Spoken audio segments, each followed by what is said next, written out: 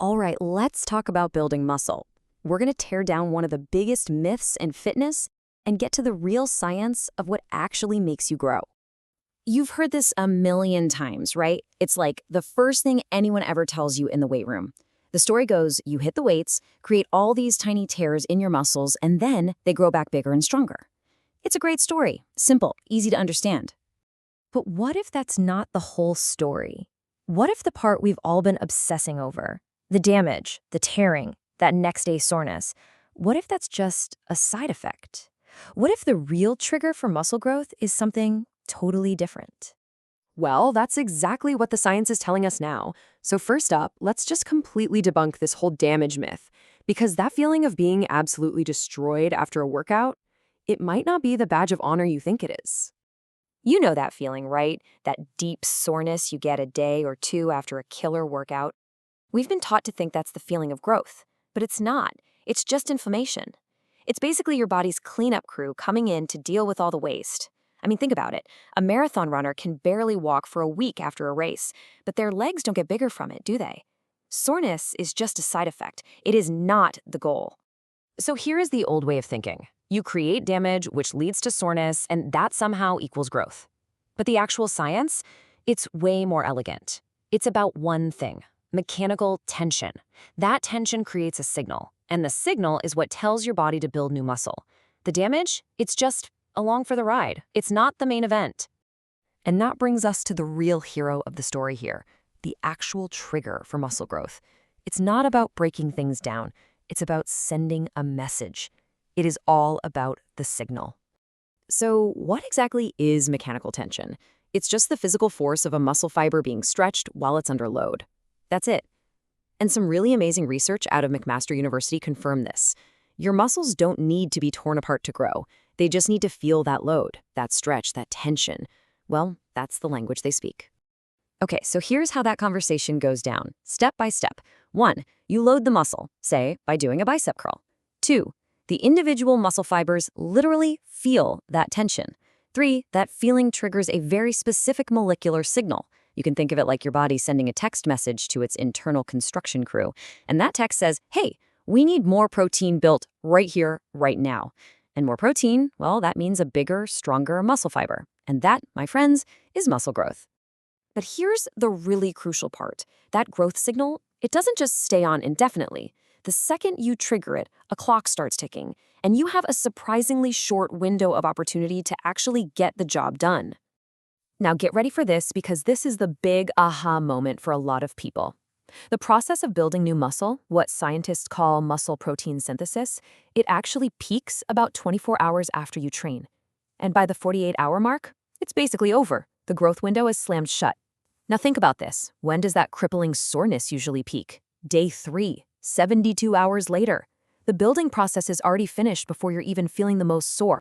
And this is just a perfect way to put it. Think about it. You work out on Monday. By the time you're wincing your way down the stairs on Thursday, feeling super sore, that opportunity for growth from Monday's workout is long gone. The soreness you're feeling is just the cleanup crew.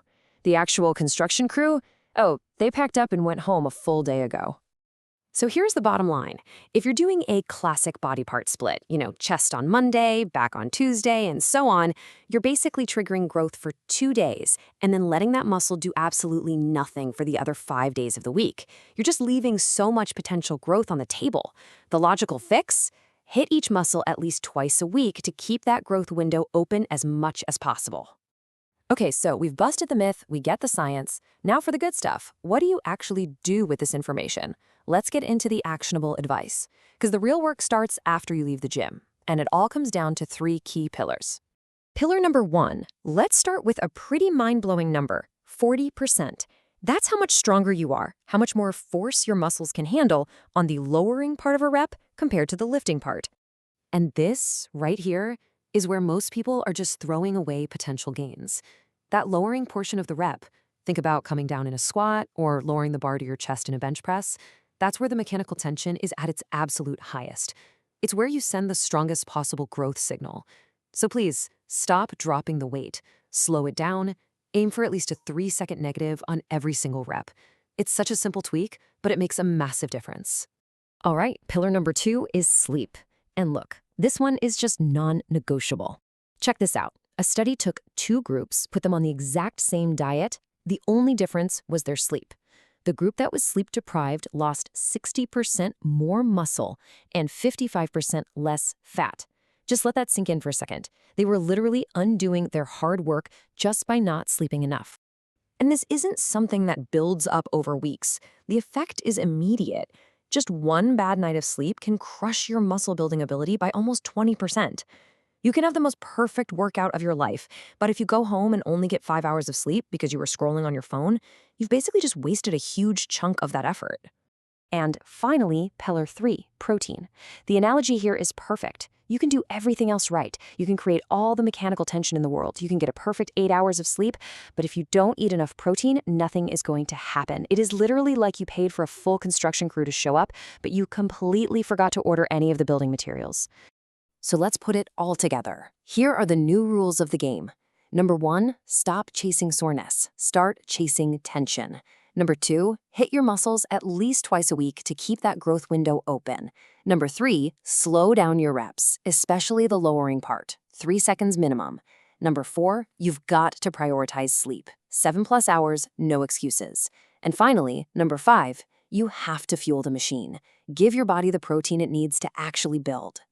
Look, that hour you spend crushing it in the gym, that's just the starting pistol.